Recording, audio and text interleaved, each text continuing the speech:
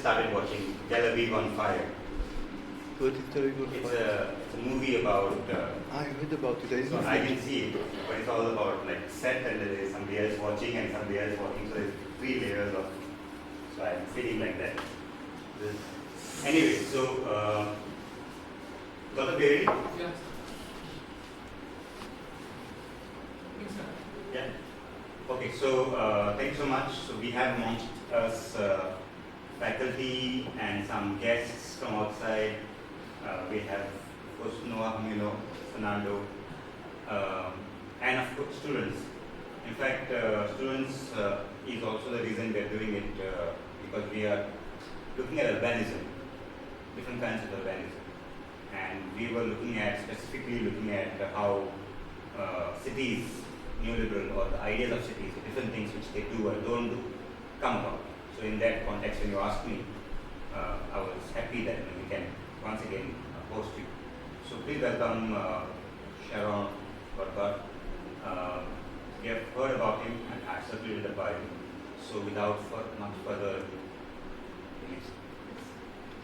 Okay, thank you, Vishwesh, to having me here, and I'm happy to be here again.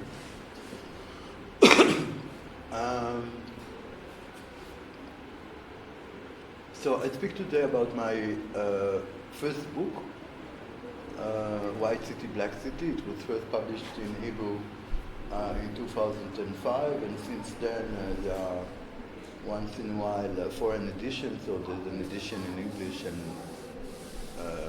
Russian and Polish.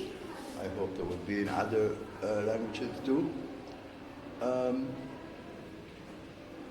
I think that this book, of course, as its author, I think it is a must, as any author. But I think it might be quite relevant to the topic of this framework of this program, which has to do either with what is called urban planning or urban design, but also many questions that seem to engage much of the architecture activities in India in general and in Goa in particular, which means conservation and the way history shapes our cities, or the way cities shapes their history, and vice versa. So this is a bit more complex, as I will show, a bit more complex process. And as I was telling Vishwesh yesterday in our conversation, it all starts with a narrative, with a story that we tell ourselves, we tell the others, and then it has some kind of effect on the reality. So maybe we'll go to the first. So those are mottos that appeared in my book. The first one was taken from Notre Dame, the novel of Victor Hugo. It's when the Diacre, I think, he's notified about the invention of print, and he says this will kill that. The print, the book, will kill the edifice, the cathedral. It is much more important, and I can tell you, as being an architect and a writer and publisher, usually books they can last much longer than buildings. We usually build, and we think about the pyramids, then that buildings would last forever, but this is not what happens.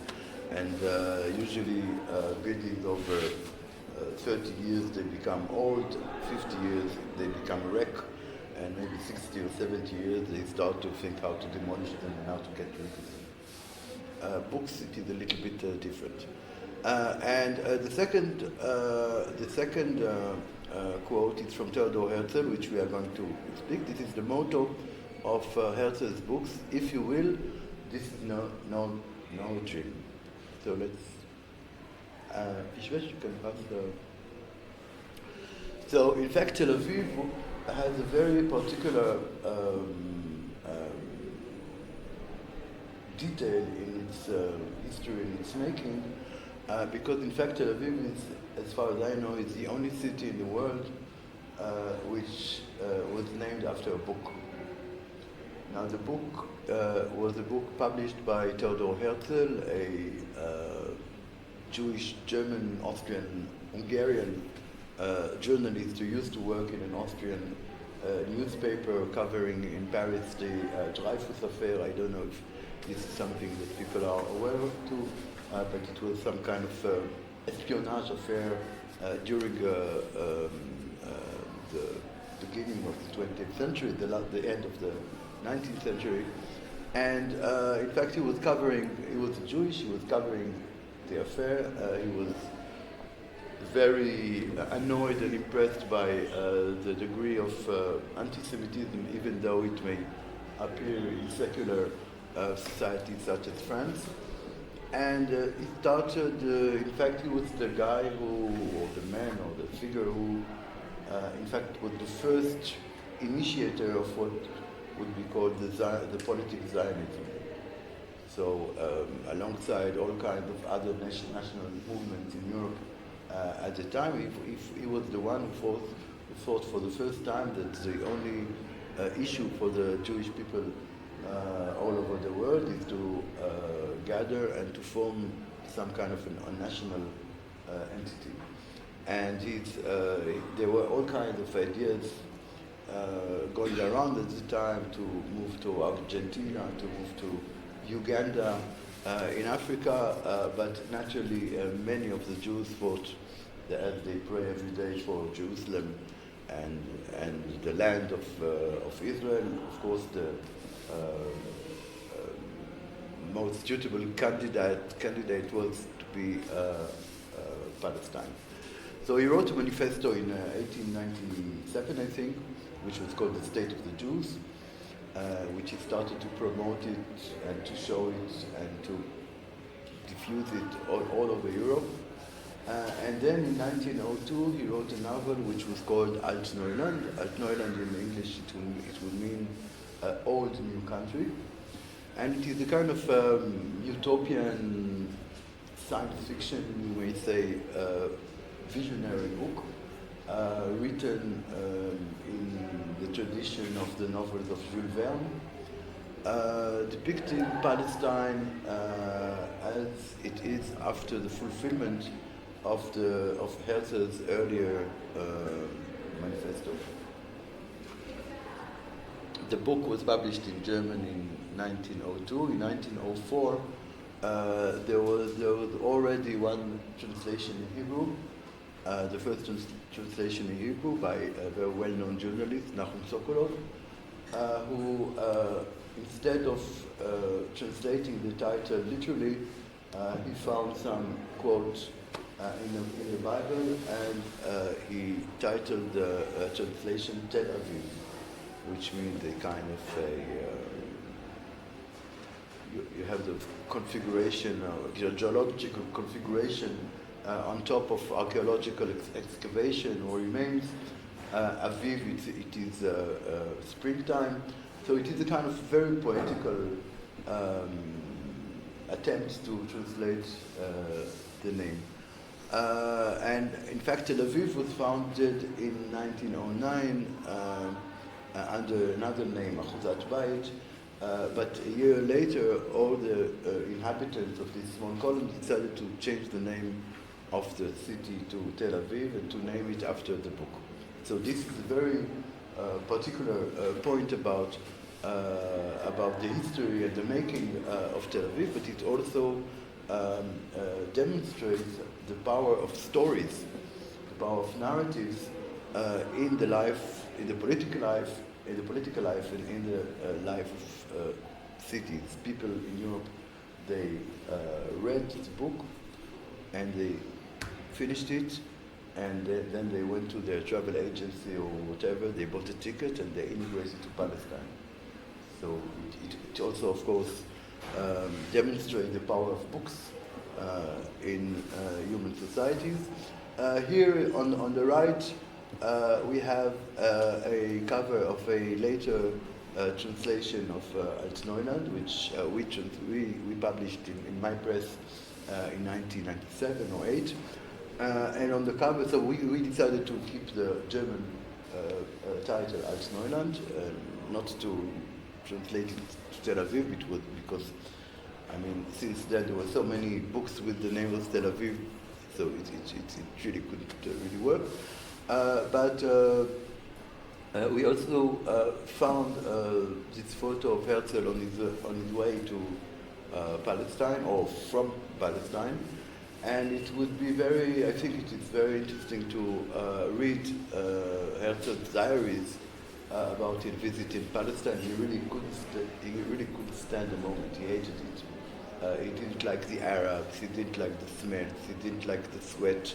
All those little alleys in Jaffa or Jerusalem. He's writing really horrible stuff about Jerusalem, what a stinking city it is. And instead, so his visit was in something like 1898, I think. So the novel is later, and in the novel it depicts a very kind of European republic in Palestine, in which there's peace between Jews and Arabs.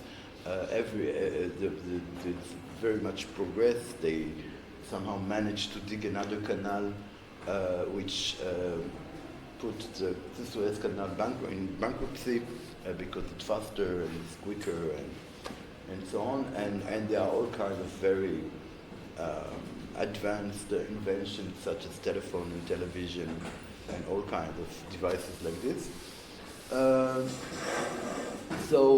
In fact, so this is the novel. In many ways, the spirit of the novel, this kind of Middle European spirit, this attachment to Western civilization, it is something that characterized and still characterizes Tel Aviv, comparing other places in the country.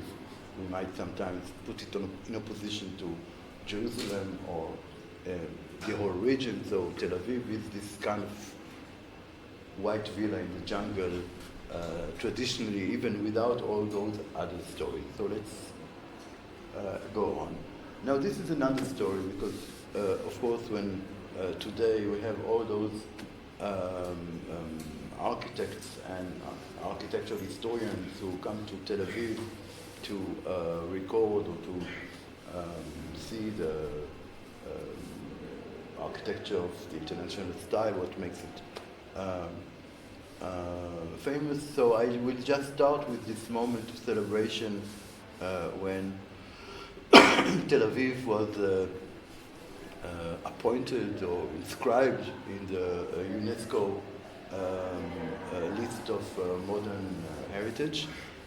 So there were few cities applying together or parallelly, more or less at the same time. So it was Tel Aviv, Chandigarh, Brasilia, and Le Havre. So Brasilia is for the for this all those modern architecture. Le Havre was because of the work of Auguste Perret, who designed it after the war. Brazil, Le Corbusier, and Tel Aviv for its vow. So here we see the then president of the State of Israel, and after that a convicted prisoner for serial rape. I don't know if you know the story, but so he's not such a nice man, but here is in his prime greeting Tel Aviv for its inscription at the UNESCO declaration. So this is the 2004, so this is the apotheosis of the whole process. Just to give you a kind of idea of how it was presented at the time. So it was accompanied with a huge festival all over the city, with a lot of advertisements. So here we see an advertisement by the municipality about how Tel Avivian can be proud of themselves because now the whole world is appreciative towards its culture and architecture. Another one. And here's the diploma that Tel Aviv received from UNESCO. So I won't get into details, but at the text, I think it's not a bad reproduction, but they praise Tel Aviv for its ability to adapt modern design doctrine into the local Middle Eastern climate, saying that this is something special, there are a lot of buildings, and so on and so forth. So this is the document. From the other hand, the whole series of engagements that the municipality of Tel Aviv took in order to be admitted. So there are all kinds of places where the municipality commits not to build towers or not to or to regulate all kinds of regulations that would enable the conservation of this architecture. Next. So I will just start with the beginning of the White City story. So in fact, Tel Aviv was, as we usually say, Tel Aviv was pointed out because of what was then described as phenomena of quite a substantial number of buildings, housing, residential buildings, but also public edifices, which were more or less all of them were designed and built in the beginning of the 1930s. It more or less ended with the beginning of Second World War. Much of it, as it was described at the time, was due also to a very important wave of immigration after Hitler came to power in 1933. So there were a lot of German Jews, but not only.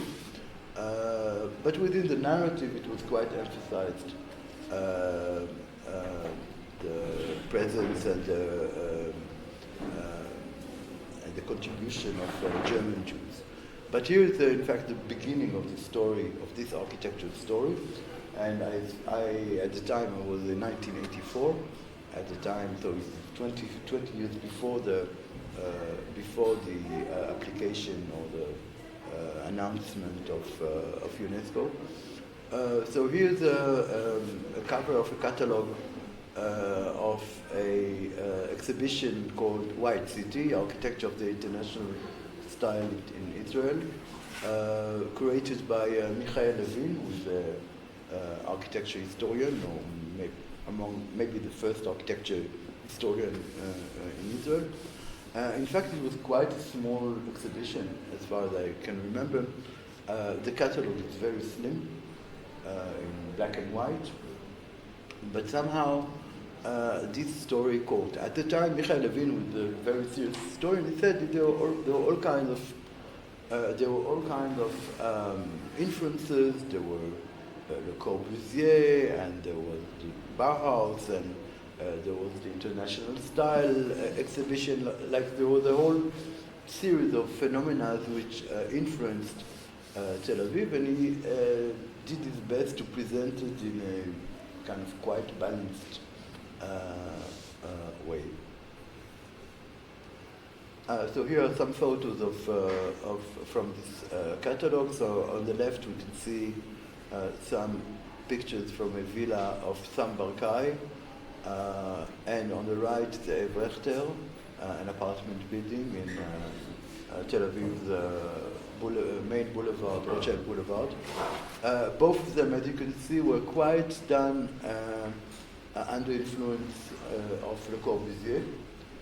In fact, Sam Barkai used to work for Le Corbusier and also kept a very long correspondence with Le Corbusier.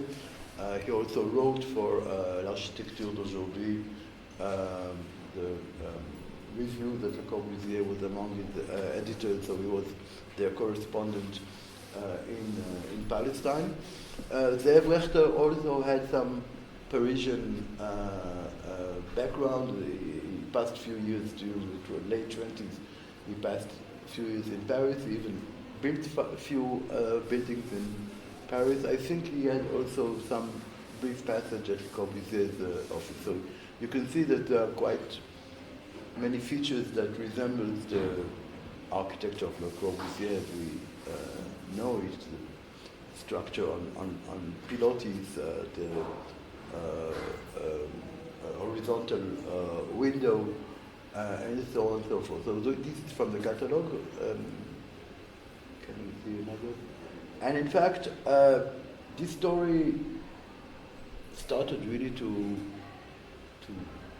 accumulate influence.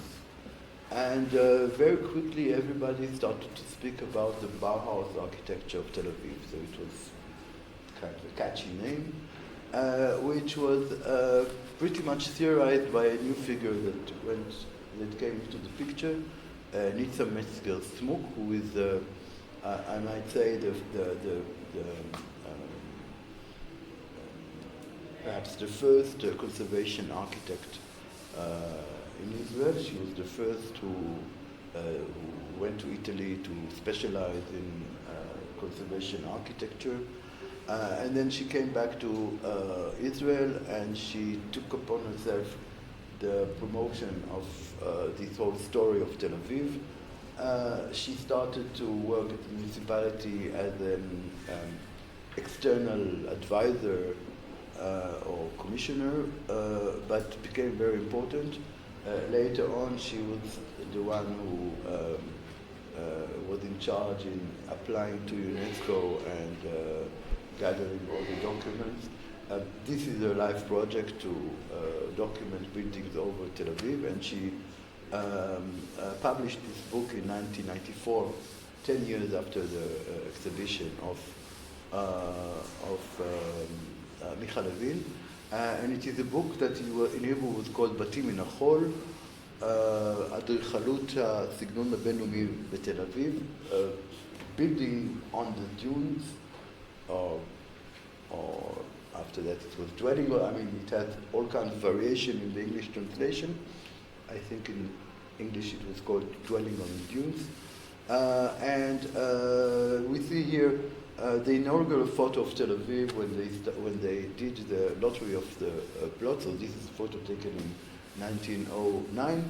And in fact, in a certain sense, she kind of melted down all various narratives which were associated either with Tel Aviv and the Zionist project, namely Palestine was empty, it was a desert, there was nothing there until the Jews came after reading Altneuland and Toda Herzl, and they built everything. This new white city, as we can see, there's no one else in the picture, there's only dunes, so it is not on the expense of anyone, this new city. Maybe we, so here we have two variations of this book. One, a bilingual publication in French and in English, which in English is called Dwelling on the Dunes, in French, Des Maisons sur le Sable, and on the other hand, on the other side, another catalog in Hebrew which is called Lagu al Cholot, white Dwelling on the Dunes, so it is more or less the same thing. Just note this in the picture. This is the Dizengoff Square, Tzina Dizengoff Square in Tel Aviv, a very beautiful square. It was designed by a woman architect in the beginning of the 30s. As far as I know, this is the largest project, or the first large project designed by a woman in the 20th century, after she won a competition, Jenny Averbuch, and today it was renovated, so it is more or less the same. As you can see it in the picture, it's a very beautiful project.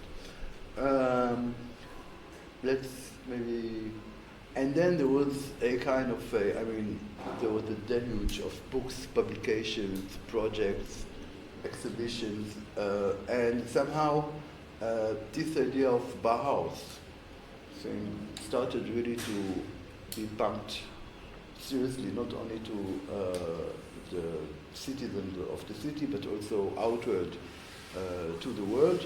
And the story that somehow was suggested by this kind of new narrative that was taking shape at the time, and it's still very present in our life, is that the story of Tel Aviv could be told in 2 or 3 sentences. So there was this avant-garde school in Germany with all kinds of architects such as Walter Gropius or Hannes Meyer or Mies van der Rohe. They all wanted to shape a brave new world, and they figured out all kinds of new ideas about architecture and design and art. And then Hitler came to power in 1933. He shut down the school. All the students and the teachers scattered all over the world. The Jews among them went to Palestine, where they built the white city of Tel Aviv on the sands, on the dunes. So this is more or less the story of Tel Aviv, as it is set, in a very kind of vulgarized fashion. Let's go on. So here you can see how it is used. This is an advertisement for, I think, Bultaup Kitchen. So it is a very fancy design kitchen company, and it says it reads the soul of Bauhaus, the spirit of Bultaup. So there were a lot of attempts to try to kind of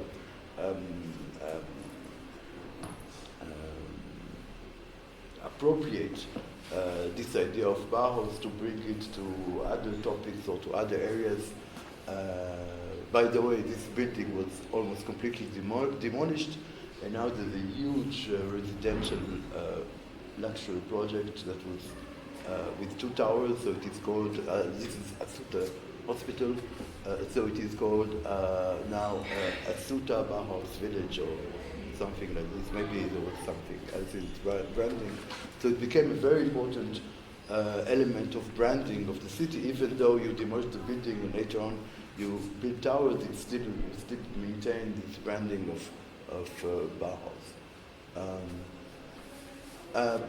And indeed, in fact, there were few architects who studied at Bauhaus. According to my own counting, there were about 5 of them who studied at Bauhaus and emigrated to Palestine. Unfortunately, most of them were not active in Tel Aviv. There were Shmuel Stechkin, who used to work in the kibbutzim, in the rural areas, and also for the Haganah, for the paramilitary organization. There was Munyo Gitai, who worked exclusively in Haifa and never built any building in Tel Aviv. There was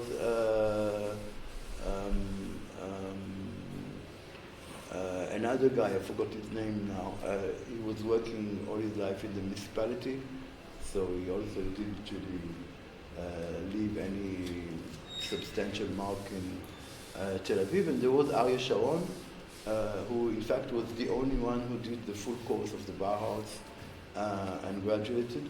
And he came to Tel Aviv. He built all over the country. He became, later on in '48, he was the one who in fact designed the whole master plan of the state of Israel.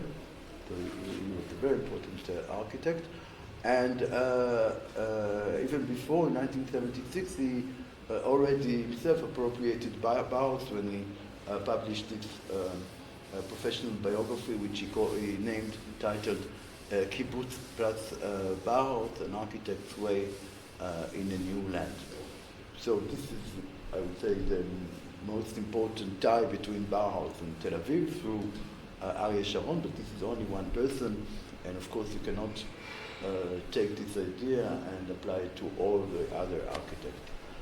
One important thing to say is that Bauhaus was a school which its reputation lied, even today, lied with teachers.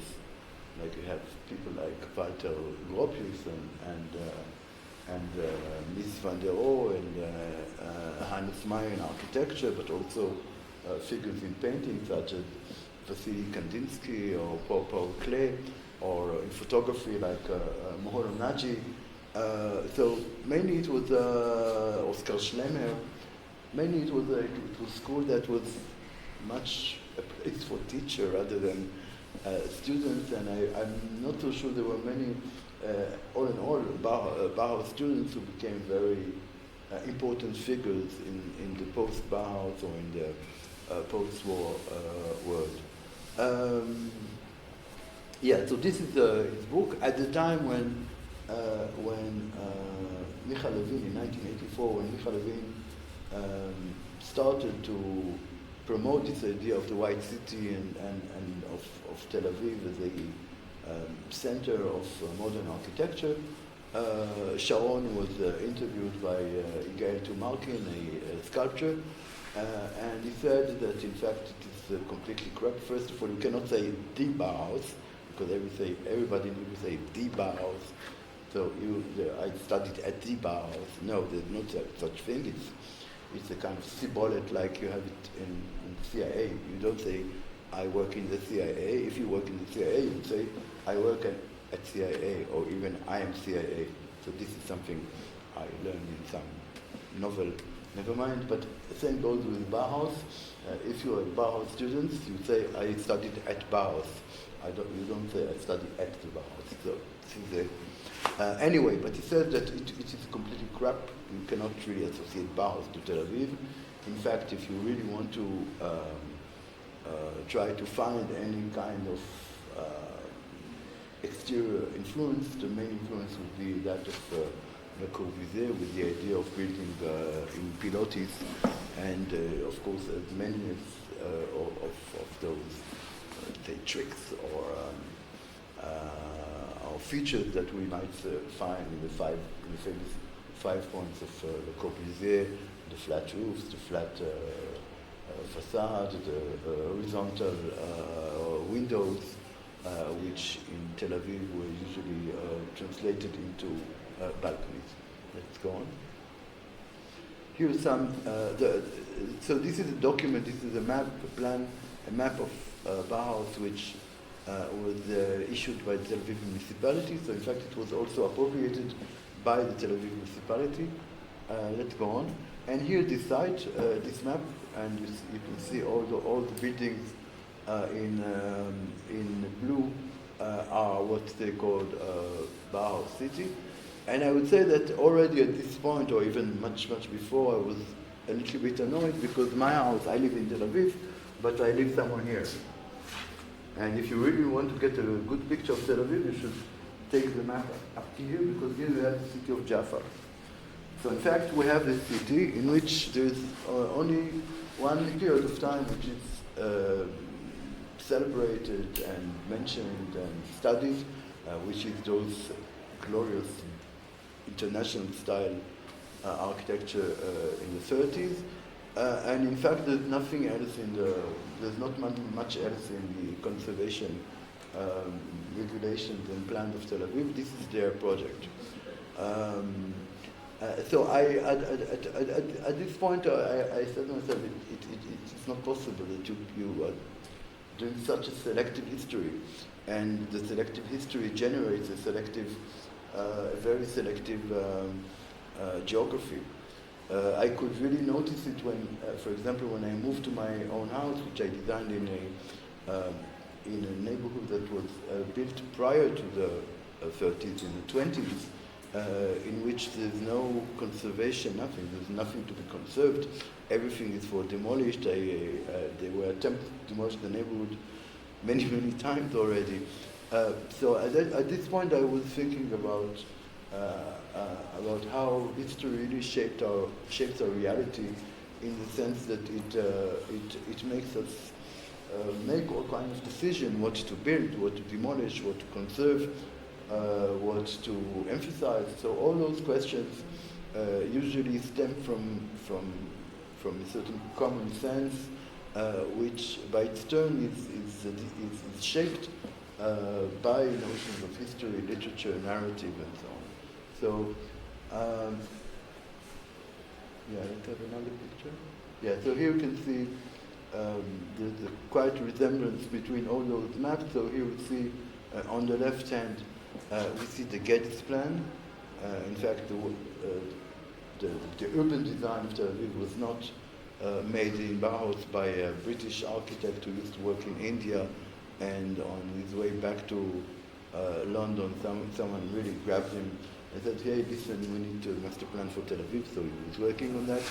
And he figured out quite a nice system of urban kind of compound of blocks with at the center there was always some kind of garden or public structure. It integrated within it some other earlier neighborhoods, mainly such as Neve Sha'anan, this one, which is built like a menorah, so this is prior to the house. I live here, by the way, so again, I live in the... So, and now all this area, which seems to you completely empty, it's not really empty, it's the area of Jaffa, of the city of Jaffa, which in 1922 was separated from, I mean, both cities were separated. I will get to this later. On the right side, we can see the UNESCO submission, and you can see that in a sense, much of it is a reproduction or replica of the Geddes plan. So this was the thing that they were interested to maintain. They did a few zoning. It's just a matter of detail. But of course, as today and in 2004, of course, and also today, Tel Aviv goes here and goes here. So it is just a small portion of the city which is to be conserved and narrated. Let's go on. So in fact, I thought, okay, so this is the history of Tel Aviv, this is the history of the White City, but what about the other areas of Tel Aviv? And I thought maybe we should call them the Black City. There were many reasons why to call them Black City, because it is more dirty, because it is hidden in the cast shade of the White City, if to speak metaphorically. So here are some quotes that would be nice to remember. There are only 4 types of architecture, leaving aside, of course, the Egyptian, Cyclopean, Assyrian, Indian, Chinese, Gothic, Romanesque, etc. So this is the definition of architecture in Gustave Flaubert's The Dictionary of Received Idea. It's a very funny text, full of small aphorisms. It is always useful. If you meet some French, if you get some prizes, it's always useful to go to Flaubert's dictionary and take something. It is. And this is Jean Correct from Species of Spaces. I don't know if you're familiar with this book. I really recommend it to any architecture student and also urban design student. So you can find it at Penguin. So he wrote, hey guys, we have been discovered, an Indian observing Christopher Columbus. And the last one is a very beautiful song by Meir Ariel, the late Meir Ariel. In the end of every sentence that you say in Hebrew, there is an Arab guy sitting with an argila. Even if it starts in Siberia or in Hollywood with a Havana Gila. So it means that we may, of course he was not referring to the Bauhaus, but in fact in everything that happens in Israel, you can really think of all kinds of mundane stories or narratives, but in the end it always winds up with this conflict that we have over the territory and hence over stories and narrative. So if I would need to start to make a restart for the history of Tel Aviv, I wouldn't start it neither with Bauhaus nor with Herzl, but a bit earlier. In 1799, Napoleon Bonaparte did this Egyptian campaign. While being in Egypt, he had this kind of a visionary thought to emancipate the Jews in France, but also he had a much more far-reaching idea of bringing the Jews to Palestine and help them to create a republic or a national entity. He, at a certain point, he came to Palestine with his army, and his army put Jaffa under siege. They tried to take few cities. They took Tiberias. They were at Acre. They couldn't take Acres, the city of Acre in the north. But they did a siege on Jaffa, a very short siege in which they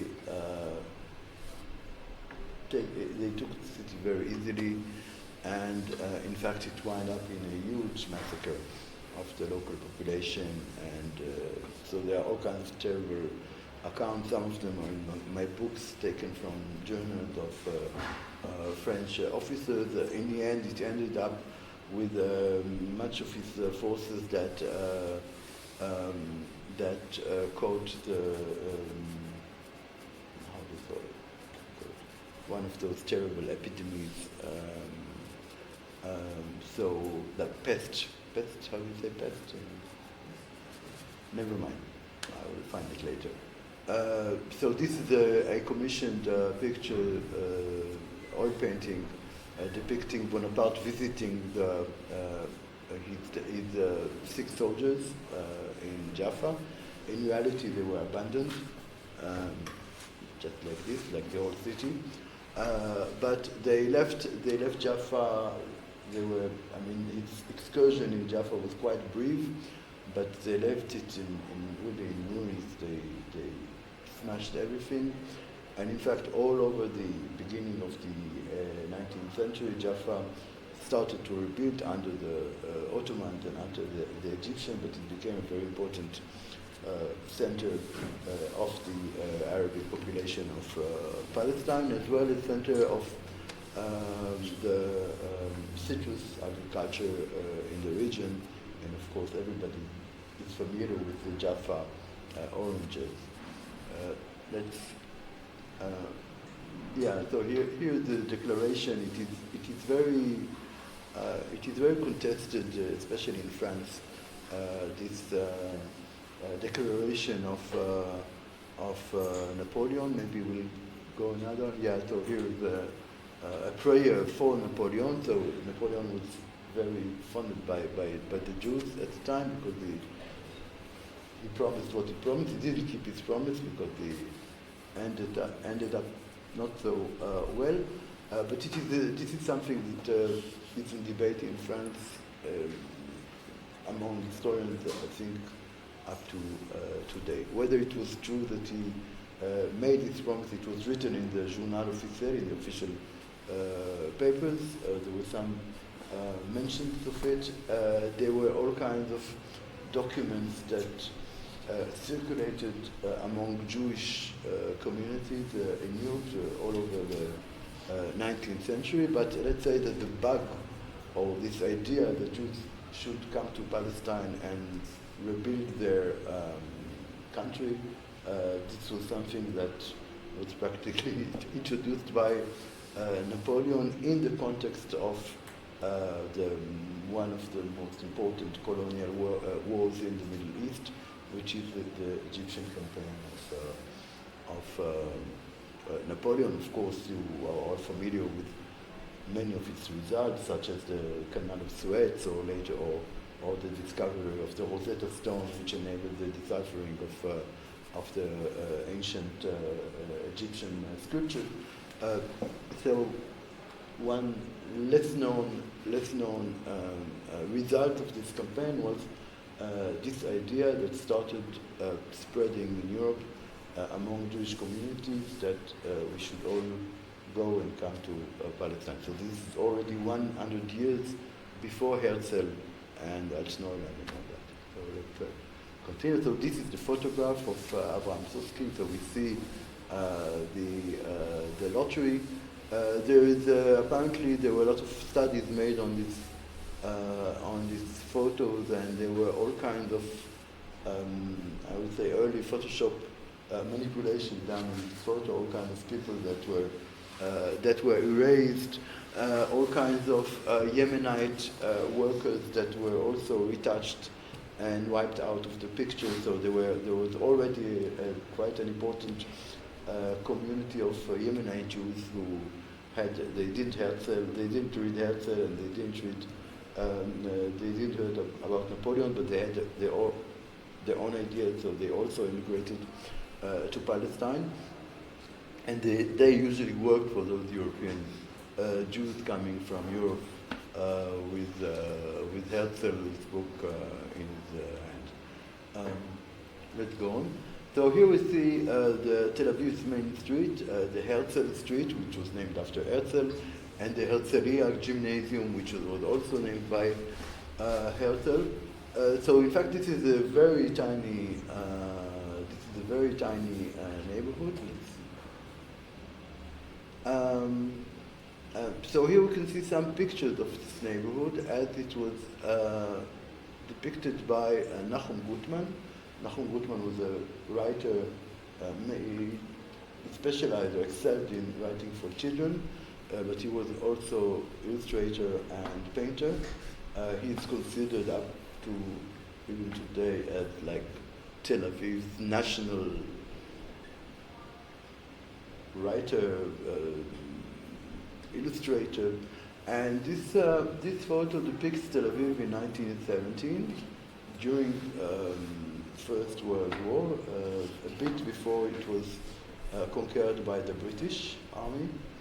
At the time, as it was war and the Ottomans were quite worried that the Jewish population will collaborate with the British, which was somewhat true. They decided to evict or to expel all the Jewish population from Jaffa and Tel Aviv. So they expelled them to either to abroad or to other regions in the country. They had this nice courtesy to leave one guy whose name is Shmuel Agar, you can see him here, with his broom. So he kept an eye on the properties and swept the little Herzl streets once in a while. And so in fact we have here two pictures, two illustrations. One was done, they both depict 1917, both, but they were drawn in different periods. So one is on the left, I think it's 1937, on the right 1959. I show it here as the mere example because he drew this drawing over and over and over and over again. You can see it, you could have seen on book covers, on album covers, it appears in Tel Aviv in various public art, kind of mosaic stuff.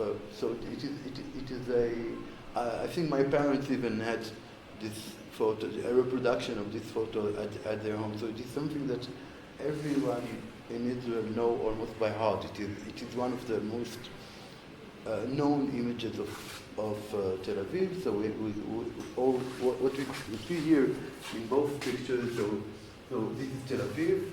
In fact, it is not very well oriented. It should be oriented like this. So it's kind of schematic. So we see Tel Aviv here.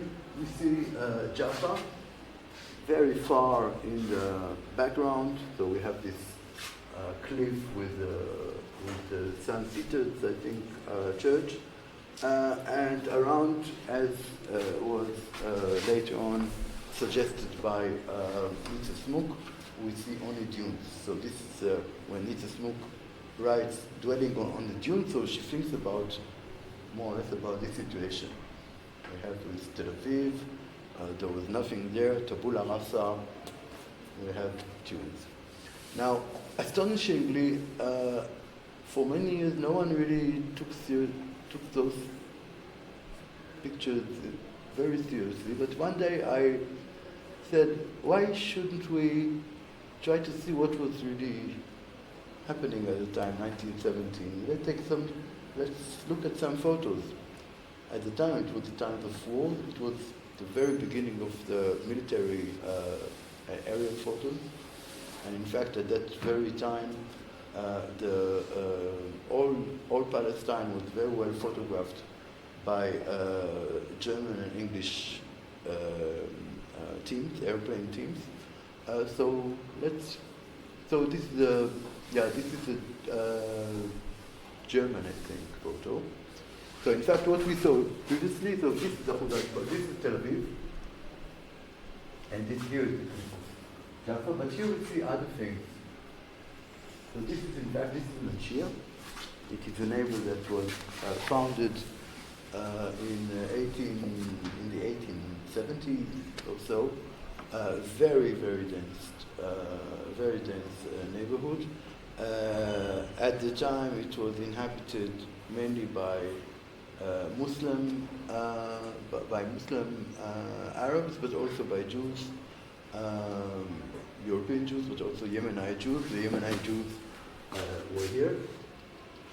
And all this is an area which was more or less kind of mixed between Jews and Arabs. But as we can see, in fact, there's not much dunes around Tel Aviv. It's not completely alone in the dunes. There is quite an important, what we call context around it. Maybe we'll see another quote. So here you can see it in another way. Not only that, is that in fact, at times when things really started to clash between Arab and Jews, in fact, all the development of Tel Aviv was subjected to this situation. So in fact, if you would live in Tel Aviv, and I'm sorry for this, if you live in Tel Aviv, so this is Herzl Street, this is the gymnasium. My mother, for example, she was born in the 30s. She studied here at the Herzliya Gymnasium. So if, for example, after school, she would go to the beach, she would like to go out to the beach. So I would say this is about 500 meters from here to the beach. It was not allowed to go like this, because if she would go directly to the beach, she would get insulted or beaten, or there would be some kind of weird thing going on with the local population. So usually the Tel Avivians used to take this path, which in 1917 it was called the Sea Street, but in fact it is completely remote from the sea, and in a sense it is a kind of a bypass road that bypasses the Arabic neighborhood of Manshia. In fact, all the shape of Tel Aviv took form according to this axis, which was an axis that contours the Arabic neighborhood. So I have another picture. So here's another one. Okay, same. So here we can see the street of the sea. Goes from here, and in fact it's good. So if for example you want to go to the sea, even though the sea is here, the beach, you would go to the east instead and do the whole turning, or not to face out. From the right side, we can see what is today might be called the Black City. So this is at the time it was an important area full of orchards, citrus orchards, in some villages. So here we can see the arrival of the sea streets contouring Manshia. So the Tel Aviv should be somewhere here, and here we see the cliff of Jaffa, and here we see the last buildings of Manshia. And in fact, after it was taken by the British, the Sea of the Street was in a gesture of thanking Tel Aviv. The citizens decided to make a vote and decided to change the name of the street from Street of the Sea or Street of the Beach to Allenby Street.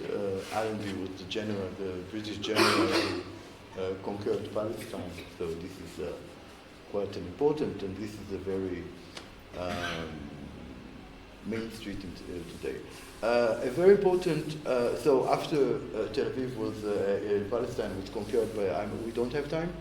Yeah, 15 minutes. 15 minutes? Okay.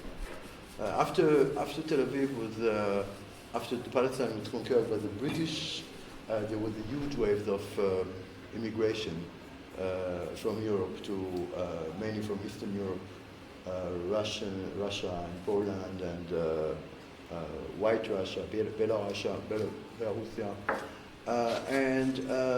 so Tel Aviv started to become a very important center.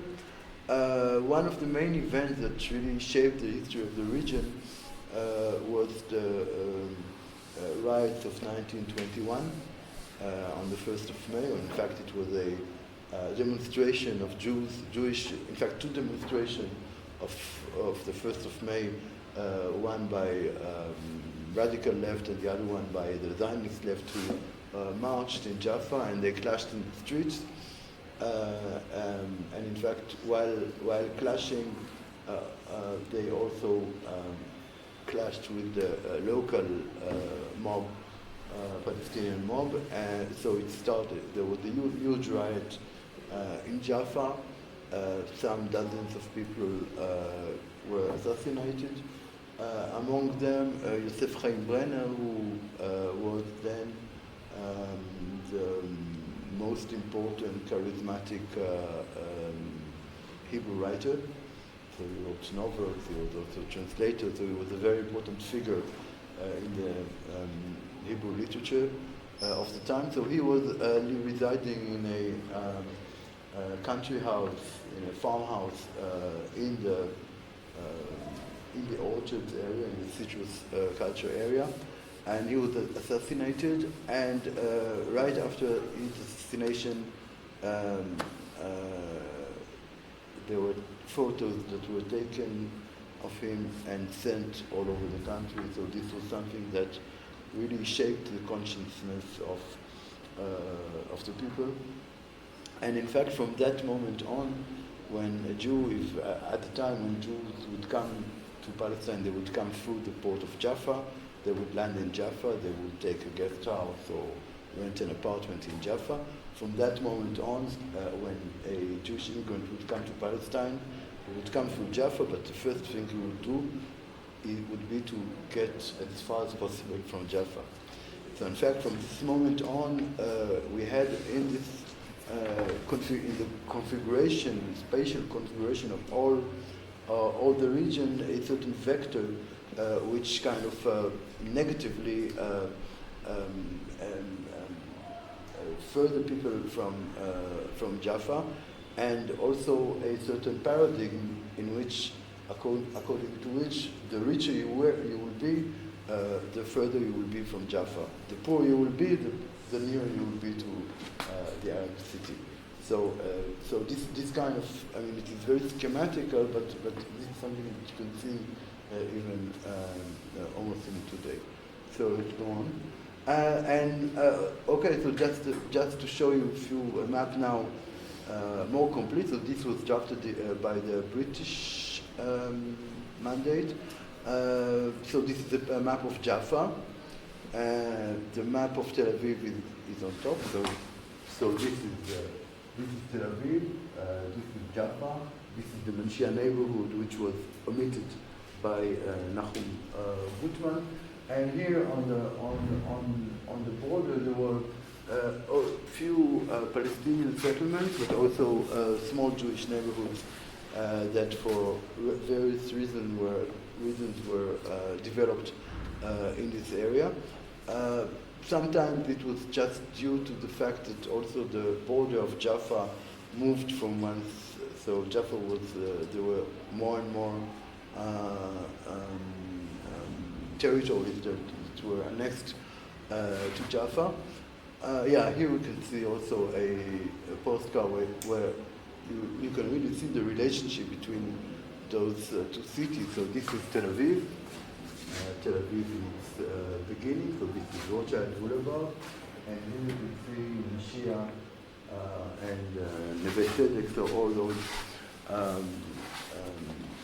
kind of neighborhoods, communal community neighborhoods that were part of Jaffa. I would just say that Jaffa's structure as general was somehow very, it was a kind of nebulosis of various neighborhoods, which each neighborhood had served a certain community. So there was a Christian neighborhood in the south and a Muslim in the north, but also a German colony and an American colony and all kinds of. So within this framework, there were also Jewish neighborhoods, mainly one, Neve Tzedek, that was founded much before Tel Aviv in the 1880s, but somehow it really fits this logic of a multicultural city. There were even Jewish representatives in the Jaffa city council. Tel Aviv was a different project. Tel Aviv was meant to be a separate city, almost in the beginning, almost a gated neighborhood. I can tell you, my grandfather he did when he was young. He did the first batch of the policeman school that the British initiated. So except for having his whole course at home in his very beautiful notebook, I have also his diary or his where he was writing all the cases that he has to deal with as a policeman. Most of them was to chase Arab merchants who would come and didn't have a license to be in the city. So much of it was, this idea of maintaining the city, pure Jewish city. Let's go on. Yeah. So it's important to note that in '47 there was this plan of partition by the UN. It was not sustainable for sure because the war, in fact, started almost immediately after they made the decision of the partition. But you can see that according to this plan, so here we have the plan of Gaza, the Strip of Gaza. Here we have what is today the West Bank, but is a much broader marking. And we have kind of two enclaves. We have a Jewish enclave in a Jewish international enclave in Jerusalem, in the middle of the Palestinian territory. And we have a Palestinian enclave in Jaffa within the Jewish territory. And there are all kinds of areas, very weird areas like this, in which somehow the geographer, whoever drafted this map, tried somehow to figure out all those contradictions that you may find in place. So in fact it was not respected, and in fact quite immediately after the vote in the UN in November '48,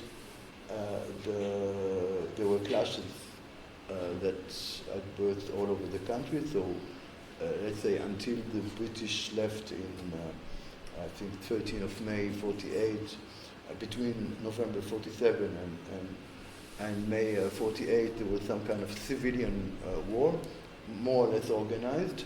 Later on, it became official war between Israel and also the Arabic countries around. So, yeah, let's go on. So here we can see one of the first things that happened in Tel Aviv region was the taking of the neighborhood of Manshia, the conquest of Manshia. So this was the key in order to conquer other regions, other neighborhoods in the city.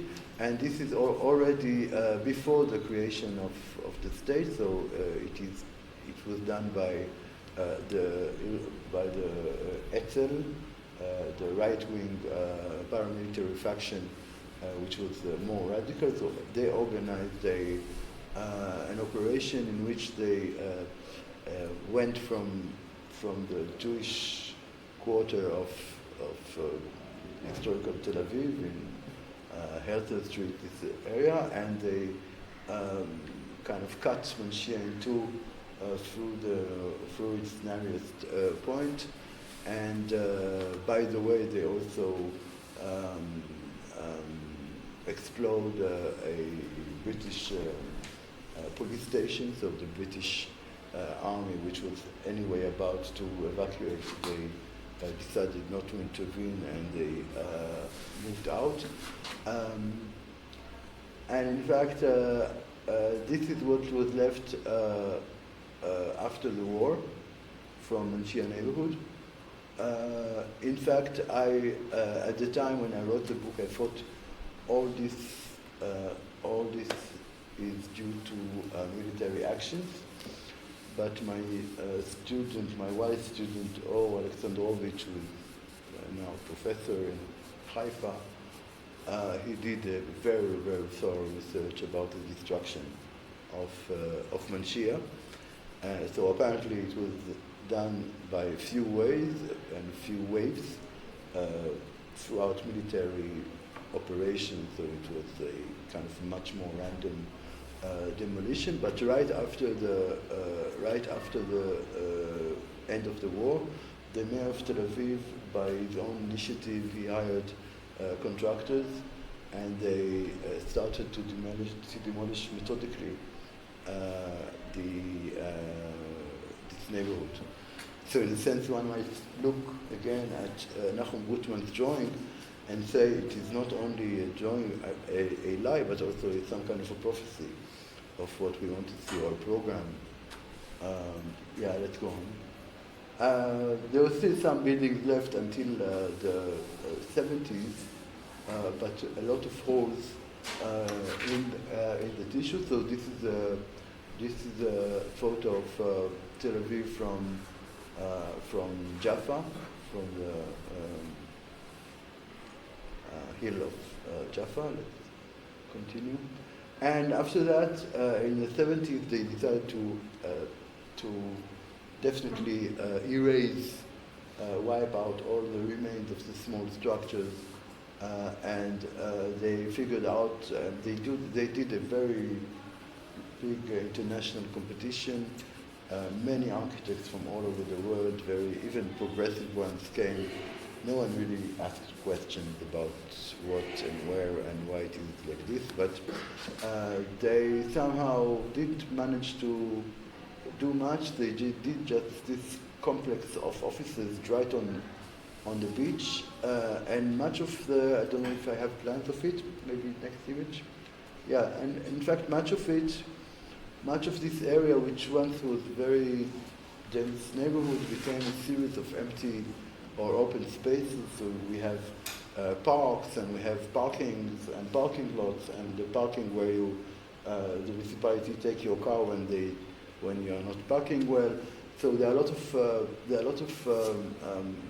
I would say area consumption programs that were fit in, and in fact they just left one building, which was the last remaining house of Manshia, and they decided to transform it into a museum that honors the conquerors of Jaffa.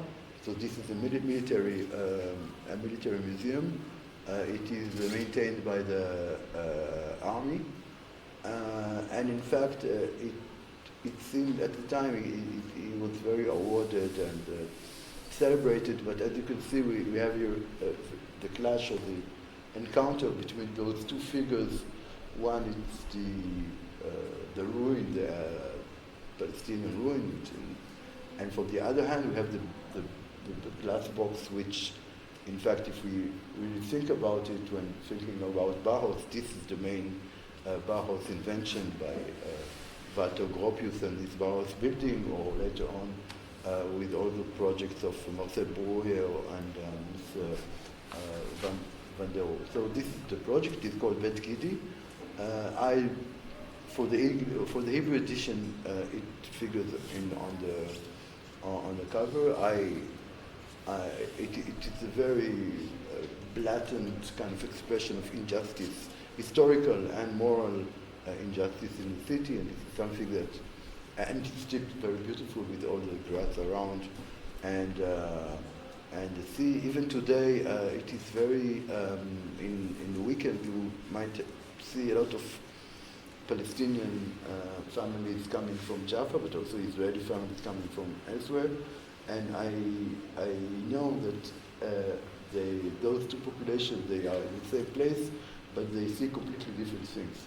So this is an interesting example. Yeah, next.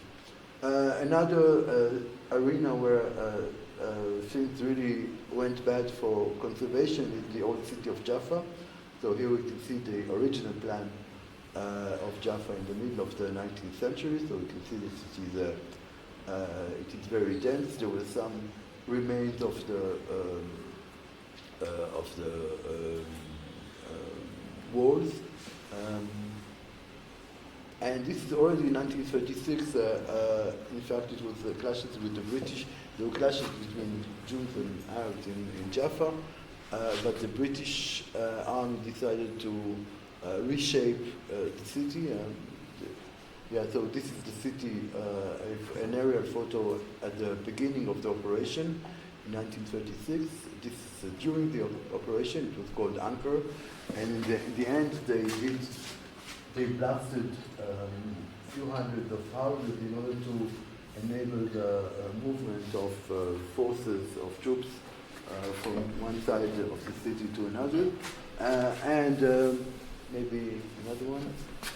So this is the plan. In fact, the plan came after the operation. So the design, and it was a joint team of British and Israeli and Jewish architects. They did the design after the military operation. So it is a kind of an inversed kind of operation. And in '48, in fact, this work of demolition started to be much more urgent. So what they decided to practically eliminate almost everything. So this is what happened after '48. In the beginning of the '60s, go back. Okay, you can. In the beginning, it goes automatically. No.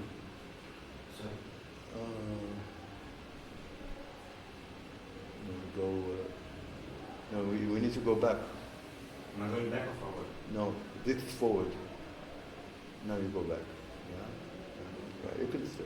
Yeah. So in fact, they cleared out much of it, and they decided to transform the whole area into a kind of artist colony. So in fact, this is one of the first conservation projects in Israel. Until this very day, it is considered as an artist quarter. So in order to get an apartment or to rent an apartment, you need to present a portfolio. And for the mayor exercise, I sent students to apply for apartments in all Jaffa. So they really have to bring the portfolio and prove that they are artists, so some kind of thing like this. So this is, I would say, it is not the real art of Tel Aviv that you might find in good galleries. It is much more commercial, very touristic oriented. So in fact, it is a kind of Fontenas. I mean, maybe you can scratch Fontenas and find also some violence behind it, but here there's a great deal of violence. Let's continue. So these are Jewish architects, Saadia Mandel, who did it, and you can see how orientalized this kind of thing is. So in fact, the whole area is branded in some kind of medieval, oriental. It is not very clear. The stories are not well narrated in the city. You may just go back. You may have the impression at certain points that it is a real city, but in fact it is a park with just one street going around. So it is a kind of fake piece of old city. So it is kind of, it's interesting to see and really to look at it very closely in order to understand the manipulation that is done throughout this operation of planning and conservation. Let's go on. Of course, one of the things that happened immediately after the war is that they cancelled all the Arabic street names in Jaffa. So either the street names became numbers, or later on they were named after all kinds of Jewish rabbis or European artists. So you have Victor Hugo and all kinds of rabbis, but you don't have nothing about, the real heritage. So this also creates a lot of kind of jamming between the population. Some populations still have the habit to call it in other names. This is, for example, another way of manipulating name of places. So this is a street nearby, Derech Salame. Salame was a village, a Palestinian village in the outskirts of Tel Aviv, which was completely wiped away, was completely demolished, and the road there was simply called Salame. So, they just tried to keep a little bit the sound of the name, but found another story or another narrative which might fit to them, to this street. So, of course, this is something that really freaks out the waves and all the apps like Google Maps, etc. What did I want? So this is a standard map from the 18th. So we can see here. I would just say a few words about citrus culture in Jaffa, because it is something that is really important in its heritage. So there's this area which in the 19th century was the center of the citrus culture. Most of Jaffa economy was working according to this culture, which later on spread also to the east. Another. You can see it in plans. In many cases, this economy and this agriculture suffered a great deal during wars, because during wars it was impossible to export oranges, and sometimes, like during the Ottoman rule, sometimes the army settled and cleared some of them in order to camp.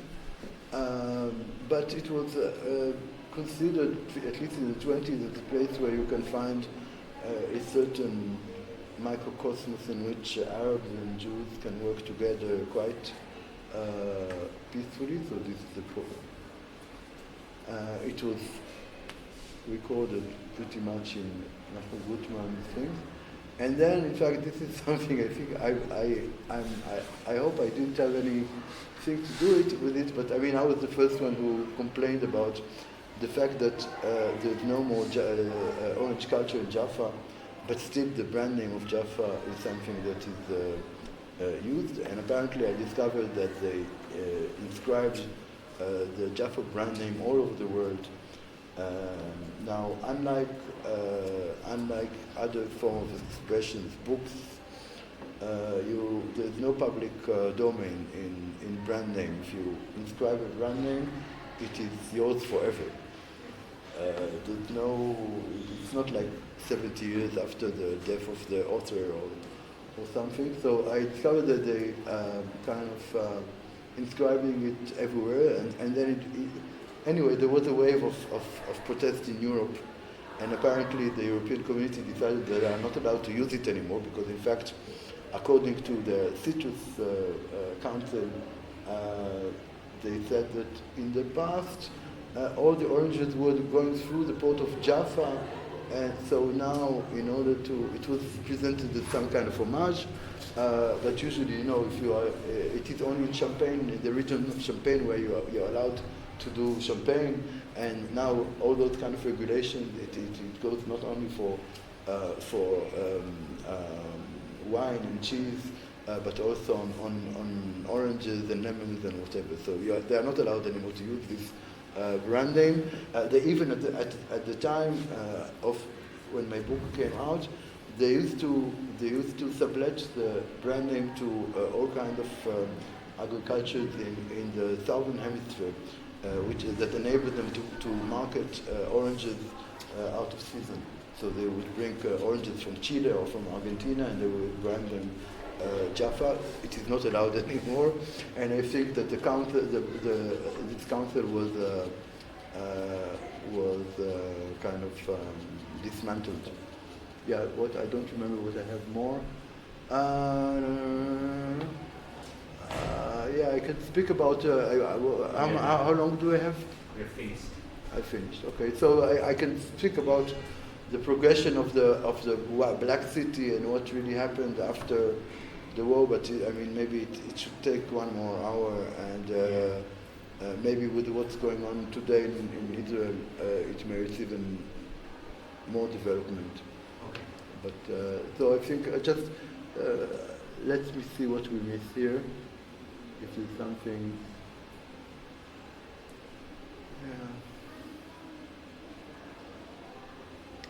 Yeah, it's endless. Yeah, the new central bus station. Yeah, we didn't get to it. Never mind. This is right near me. But anyway, if you look today at so we have in fact in Tel Aviv two cities. One is the white city of Tel Aviv, and the other one is all this area which you can see here in the map, which once was Jaffa and its Hebrew neighborhood.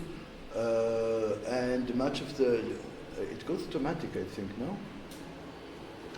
So, of course, the African community, refugees, they usually dwell in the Black City. It is a site of a lot of riots, anti-African riots. All these people who were chasing the African neighborhoods in this area of the city are now in the government. So it is really frightening. I would just add that this kind of division between those two parts of the city and something that you can see in aerial photos, but also if you walk from one sidewalk you cross the street and you walk from one sidewalk to another, you can see those limits, those borders. And in a sense, when I wrote this book, I really became a specialist in identifying borders throughout architectural details, throughout choices of materials, and of course you can deduce from scale, from planning regulations. You can really easily deduce when you walk on the street. So much of this book was written while walking in the streets with my two dogs, in fact. At the time I had two dogs, two black dogs.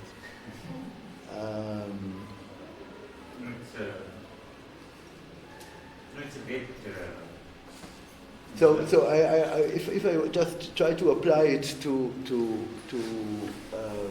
kind of more mundane situations that we might find here in India, so I think it is important to note that much of the effort of the dedicated to issues of conservation and history somehow, usually in most cases, it is not your history. It is in many cases those are histories that were kind of applied from the outside. If I'm thinking about British bungalow houses in Ahmedabad, or British Art Deco in Bombay, or the French architecture in